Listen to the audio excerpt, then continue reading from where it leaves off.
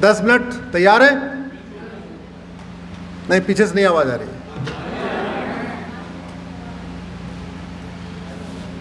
देखिए, जैसे मैंने आपको बताया कि संघर्ष दो संस्कृतियों का है। हाँ, अच्छा चलिए, सवाल आ गया तो अच्छी बात है।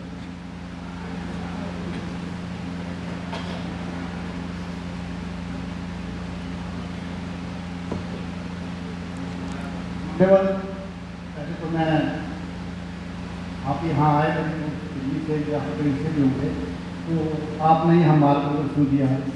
यहाँ सब पर बुद्धिजीवी बैठे हैं। मैं सभी का दिल्ली का रहने से हार्दिक स्वागत धन्यवाद करता हूँ। मेरे मन से एक विचार आया कि आपने बोला कि ये जो संस्कृति के बारे में जो कुछ भी हुआ, तो उस बारे में आप सुप्रीम कोर्ट में लड़ाई लड़ रहे हैं। तो मैं आपसे ये जानना चाहता हूँ कि आपके साथ भारतवर्ष के कितने साथी आपके साथ वकीली या जो कोई भी एडवोकेट है आपका साथ दे रहे हैं? किस बड़ी जिज्ञासा है। कहीं ऐसा न हो कि आप अकेले हो और अकेले ही लड़ते रहें और हम लोगों को कोई साथ न हो, हम यहाँ भाषण सुन करके वापस चले जाएं। तो मेरा ही आपसे निवेदन है कि आप अपनी जिज्ञासा में हमें बताएं। आपका मार्गदर्शन के लिए हम आपके सहभागी रहेंगे। ये तो मुझे लगता है सवाल कम, ये तो सुझाव या वो ज़्यादा है। बिल्कुल ठीक बात है। मुझे दुख इसी बात का है, भारत में जो PIL होती है वो सुप्रीम कोर्ट हाई कोर्ट में होती है, डिस्ट्रिक्ट कोर्ट में नहीं होती है। वो केवल हाई कोर्ट सुप्रीम कोर्ट में होती है। भारत में टोटल 20 लाख वकील है। 20 लाख में से लगभग 2 लाख के आसपास हाई कोर्ट सुप्रीम कोर्ट में प्रैक्टिस करते हैं। इस 2 लाख में से अगर 1000 लोग भी एक्टिवली साल में एक PIL करना शुरू कर दें, मात्र 1000 लोग, तो हर साल 1000 मुद्दों पे कुछ न कुछ तो हो ही सकता है। हाँ, बहुत सारी डिसमिस होगी, बहुत खारिज होगी, बहुत वापस होगी, लेकिन कम से कम गाड़ी जो रुकी रहती है वो रुकेगी नहीं। और शुरुआत में मुझे बहुत दिक्कत हुई। अब तो कुछ लोग आते भी हैं। नहीं, शुरुआत में तो वो कहते नहीं, अकेला चना वही भाड़ फोड़ रहा था। बाद में कुछ और चने आए साथ में, तो थोड़ा यात्रा शुरू हुई। एक मैंने याचिका भी फाइल किया है, जरूर उसके बारे में ज़रूर आपको बताना चाहूँगा। जिन स्थानों का वर्णन वेद और पुराण में है, वो आज की डेट में अगर आप उसको ढूंढिए तो आपको मिलेंगे नहीं। जिनका वर्णन महाभारत में है, वाल्मीकि रामायण में है, रामचरितमानस में है, उनको आप फिजिकली ढूंढना शुरू करिए तो मिलेंगे नहीं। लेकिन जिनका जिक्र कुरान में है और बाइबल में है, वो सारे स्थान उसी नाम से आज भी एग्जिस्ट करते हैं। इसका दुष्परिणाम ये हो रहा है कि हमारे ही बच्चों को ये सिखाया जाता है कि महाभारत एक काल्पनिक कहानी है, रामायण एक काल्पनिक कहानी है। अब छोटा बच्चा है, मेरे सामने बैठा है, इसके मन में सवाल आ सकता है कि भाई ठीक है, कृष्ण की जन्मभूमि तो मथुरा है, तो कृष्ण की शादी कहाँ हुई थी? ससुराल कहाँ है? भगवान राम ने तो चलो अयोध्या में राज किया, लव कुश कहाँ गए? और ठीक है, इसके मन में ये भी उठेगा कि भगवान राम तो दशरथ जी के पिताजी दशरथ जी के पुत्र थे। दशरथ जी किसके पुत्र थे? ये जिज्ञासा तो आएगी। और जब इसको जवाब नहीं मिलेगा तो इसको कोई अगर ये कहेगा, अरे यार ये सब रामायण महाभारत काल्पनिक बतना है, तो वो मान लेगा। हमारे महाभारत, रामायण, रामचरितमानस, वाल्मीकि रामायण, वेद, पुराण में जिन स्थानों का वर्णन है, वो केवल इनफैक्ट भारत में नहीं है, वो पूरी दुनिया में फैले हुए हैं। गंधार, जहाँ से रानी गांधारी आई, वो अफगानिस्तान में है। स्वाभाविक सी बात है, हम उस गंधार, वो कंधार बन चुका, उसको हम दोबारा गंधार नहीं बना सकते, वो हमारे कंट्रोल में नहीं है। जहाँ से रानी कैकेयी आई, वो कैकेय था। अच्छा, हमारी परंपरा आप जरा सोचिए, हमारे देश में जिन शब्दों का उपयोग किया जाता है, अंग्रेजी में वो शब्द है ही नहीं, उसका कोई शब्द है ही नहीं। जैसे हम कहते हैं धर्म, धर्म के लिए अंग्रेजी में कोई शब्द नहीं है। रिलीजन का मतलब पंथ होता है, धर्म नहीं होता। हम कहते हैं संविधान, संविधान के लिए अंग्रेजी में कोई शब्द नहीं है। कॉन्स्टिट्यूशन का मतलब विधान होता है, संविधान नहीं होता। हम कहते हैं गृहिणी, जिसका पूरा गृह ऋणी हो, जिसका घर पूरा का पूरा परिवार जिसका ऋणी हो, उसको हम क्या कहते हैं? कोई शब्द बताइए इसका अंग्रेजी में, है कोई शब्द? वुमेन का मतलब महिला होता है, गृहिणी नहीं होता। हमारे देश की परंपरा आप जरा सोचिए, हमको आजकल वेस्ट वाले सिखाते हैं कि महिला पुरुष समान होते हैं। हमारे देश में महिला पुरुष समान का कॉन्सेप्ट ही नहीं है। हमारे यहां नारी तू नारायणी होती है, नर तू नारायण नहीं होता। हमारे देश की संस्कृति थी, राजकुमारों का नाम राज्य पे नहीं होता था, राजकुमारियों का नाम राज्य पे होता था। सौमित्र की राजकुमारी, जोर से बोलिए, सुमित्रा। कौशल की राजकुमारी कैकेयी की राजकुमारी, गांधार की राजकुमारी, जनक की राजकुमारी। हमारे यहां राजकुमारों का नाम नहीं होता था राज्य पे, राजकुमारियों का नाम होता था। हमारे यहां लड़कों की पूजा नहीं होती है, लड़कियों की पूजा हो, कन्या पूजन होता है, बालक पूजन नहीं होता। ये हमारे यहां परंपरा रही है। तो बड़े प्लान्ड वे में मुगलों ने काम किया। अगर आप ये सोचते हैं कि केवल लूटने आए थे, तो लूटने नहीं आए थे, पहली बात तो ये। अगर लूटने केवल आए होते तो गजनी 18 बार अटैक नहीं करता। भाई किसी के घर में चोरी करने के लिए आदमी उसी घर में 18 बार आएगा क्या? जो चोर होगा, अगर एक बार वो भगा दिया जाएगा, दोबारा आएगा वहां चोरी करने? जान प्यारी होगी, सोचेंगे चलो कहीं और लूटो। वहीं क्यों लूटना भाई? कोई चोर डकैत 18 बार घर पे आता है लूटने क्या? याद रखिए, हमारे राजाओं और उन लुटेरों के एटीट्यूड में अंतर। वो यहां लूटने नहीं आए थे, वो यहां आए थे इस्लाम की हुकूमत कायम करने। वो यहां आए थे गजवा हिंद करने। वो इस्लाम के लिए लड़ रहे थे और हमारे देश के राजा सत्ता के लिए लड़ रहे थे। ये एटीट्यूड में अंतर था और वो अंतर खत्म नहीं हुआ। उस अंतर का एग्जांपल आपको बताता हूं। मुस्लिम समाज गुजरात में कांग्रेस को वोट देता है, दिल्ली में आम आदमी पार्टी को वोट देता है, बंगाल में सपा को देता है, बिहार में आरजेडी को देता है,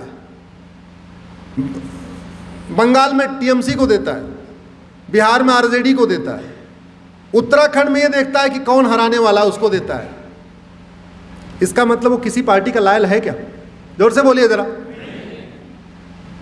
वो तो देख रहा है कि इस पार्टी को कौन कहां हरा पाएगा, उसको हम दे देंगे। एक्स वाई एक पर्टिकुलर पार्टी को कहां हराएगा, नाम लेने में कोई दिक्कत नहीं, कि बीजेपी को जहां हराएगा हम उसको वोट देंगे। इसका मतलब उनकी लॉयल्टी किसके लिए है? उनको जिससे आशा है कि ये हमारे सपनों को पूरा करेगा, हम उसको वोट करेंगे। इसीलिए पूरे भारत में केरल में वो सीपीआई को वोट देता है, बंगाल में ममता बनर्जी को वोट देता है, बिहार में लालू को देता है, यूपी में अखिलेश को देता है। वो भी देखता है अच्छा अखिलेश को दूं या बहन जी को दूं, कौन हराने वाला है। जिस बार लगेगा बसपा जीत सकती बसपा को देगा, जिस बार लगेगा सपा देगा सपा को देगा। पहले दिल्ली में कांग्रेस को देता था, आजकल आम आदमी पार्टी को देता है। इसका मतलब उसका लक्ष्य बड़ा क्लियर है, उसके कोई उसको डाउट नहीं उसको अपने लक्ष्य पे। सवाल, आप लोग सारे यहां प्रबुद्ध जन हैं, आप खुद सोचना कि गजनी ने 17 बार अटैक क्यों किया और पृथ्वीराज ने 17 बार माफ क्यों किया?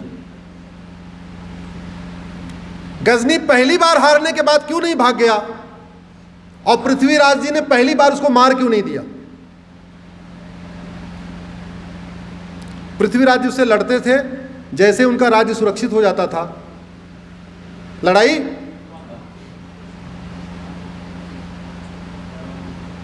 और फिर लड़ता था, और फिर आप लड़ते थे, राज्य सुरक्षित लड़ाई बंद। आज भी वही हो रहा है। तो हम बता आपको ये रहे थे कि वो केवल यहां पे लूटने नहीं आए थे, केवल हमारा सोना चांदी जो मंदिरों में रखा हुआ था उसको लूटने नहीं आए थे। अगर उसको लूटने आए होते तो लूटने के बाद तोड़ते क्यों? अगर वो केवल राज करने आए थे तो चुपचाप राज करते, फिर कन्वर्ट क्यों किया? अगर मंदिर का सोना लूटने आए थे तो मंदिर सोना लूटने के बाद मूर्तियों को क्यों तोड़ा? और चलो मूर्तियों को भी तोड़ दिया, कन्वर्ट भी कर दिया, स्थानों का नाम क्यों बदल दिया? अगर हम महाभारत में एक वर्णन आता है विराट, पांडव अज्ञातवास में 14 साल का वनवास हुआ था, ध्यान है आप सबको? अज्ञातवास हुआ था। अज्ञातवास में महाभारत कहां पांडव रुके थे? विराट में। विराट, उस विराट को एक होशियार खान नाम के लुटेरे ने होशियारपुर बना दिया जो पंजाब में है। अब हमारे बच्चे विराट ढूंढ रहे हैं, विराट नहीं मिल रहा है, क्यों? वो तो होशियारपुर बन गया। हम द्रौपदी को जानते हैं, सब लोग द्रौपदी को जानते हैं। कहां है द्रौपदी पैदा हुई? जोर से बोलिए। पांचाल। वो पांचाल है क्या? फर्रुख ने उसको फर्रुखाबाद बना दिया।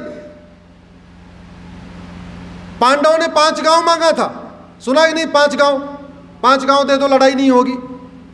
इंद्रप्रस्थ, पानप्रस्थ, सोनप्रस्थ, तिलप्रस्थ, व्याघ्रप्रस्थ। तिलप्रस्थ को फरीद खान ने फरीदाबाद बना दिया। इंद्रप्रस्थ दिल्ली हो गया, सोनप्रस्थ सोनीपत हो गया, पानप्रस्थ पानीपत हो गया, व्याघ्रप्रस्थ बागपत हो गया। अब 5 गांव आप ढूंढते रहो, आपको मिलेगा ही नहीं। जब मिलेगा नहीं, हमारे इन्हीं बच्चों को सिखाया जाएगा, अरे यार रामायण महाभारत तो कहानी है, इसमें लिखा है 5 गांव, वो 5 गांव कहां है? वो तो मिलता ही नहीं हो। तो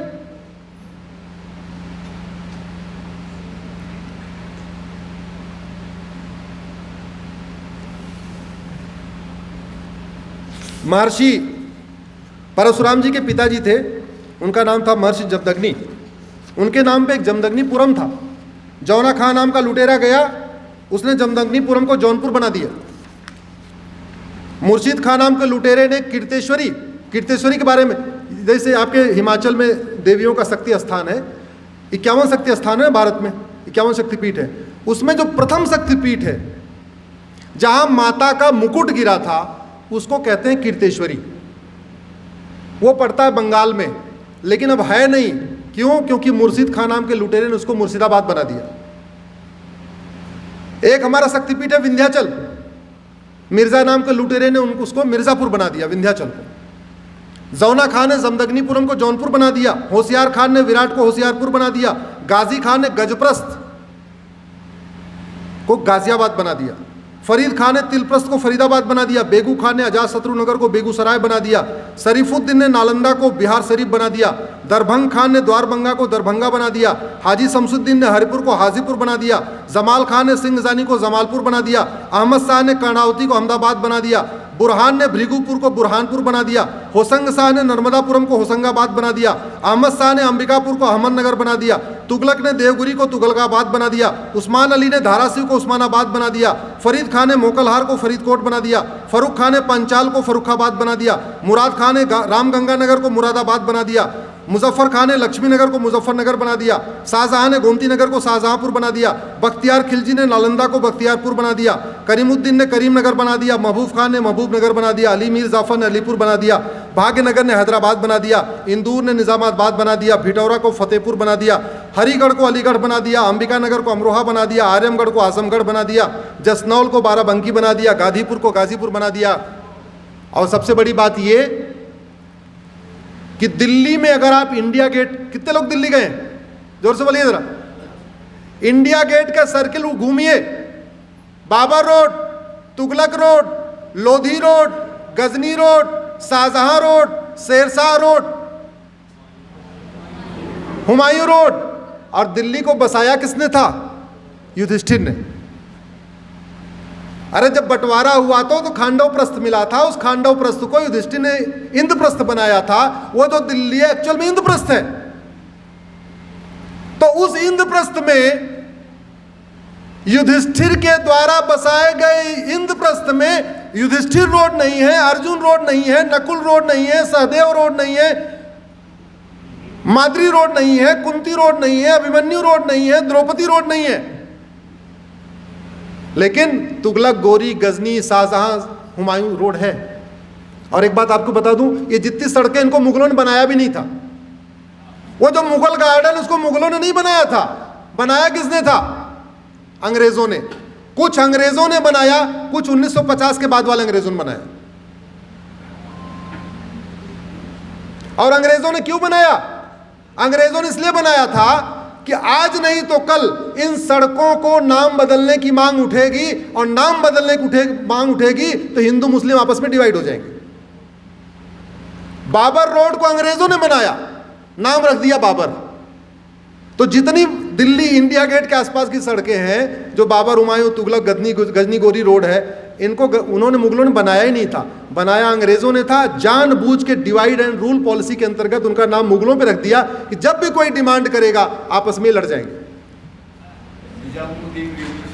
और मैंने पीआईएल फाइल करके यही बोला सुप्रीम कोर्ट में। मैंने कहा कि यह मामला हमारे केवल धार्मिक स्थानों के नाम बदलने का नहीं है, समस्या हमारे धर्म की स्वतंत्रता का है। यह हमारे राइट टू कल्चर का मामला, हमारे राइट टू ट्रेडिशन का मामला, हमारे राइट टू आइडेंटिटी का मामला है, हमारे राइट टू डिग्निटी का मामला है। और राइट टू नो एक फंडामेंटल राइट है, सच जानने का अधिकार, ये फंडामेंटल राइट टू नो। अगर आप हमारे, हम कहते हैं सारे नाम मत बदलो, लाल किला जिसने बनवाया उसके नाम पे रहने दो, ताजमहल जिसने बनवाया उसके नाम पे रहने दो, लेकिन जिनका वर्णन हमारे वेद पुराण में, गीता रामायण में है, रामचरितमानस में है, उनको अगर नहीं बदलोगे, हमारे आने वाली पीढ़ियों को बताया जाएगा ये सब फेक है, ये रामायण कहानी है, महाभारत कहानी है। और आज की डेट में भी आईसीएसई बोर्ड के स्कूलों में पढ़ाया जा रहा है, मिशनरी स्कूलों में बात पढ़ाई जा रही है। हम उनका काउंटर तब कर पाएंगे जब हमारे बच्चे जानेंगे कृष्ण की ससुराल कहाँ है, लव कुश ने कहाँ राज्य किया, भरत ने कहाँ राज्य किया, अर्जुन ने कहाँ राज्य किया, शत्रुघ्न ने कहाँ राज्य किया। जब हमारे बच्चों को पता होगा तब जाके वास्तव में हमारी संस्कृति बचेगी। इसलिए मैं आप लोगों से निवेदन करता हूँ, भोजनावकाश हो गया है, आप लोग भोजन करिए। मुझे लगता है किसी के सवाल कोई बचा भी नहीं होगा, बचा होगा तो फिर बात कर लेंगे। लेकिन 60 से 70 के युवाओं से हाथ जोड़ के निवेदन है, आप मुझे अगला 10 वर्ष दे दीजिए। आप लोग इस समय बाल्यकाल में हैं, कोई जिम्मेदारी नहीं है, कहीं कुछ नहीं है, लगभग रिटायर भी हो चुके हैं, पेंशन आ रही है, कोई टेंशन है नहीं। तो प्लीज़ अगला 10 वर्ष समय दे दीजिए। बहुत बहुत धन्यवाद, बहुत बहुत आभार।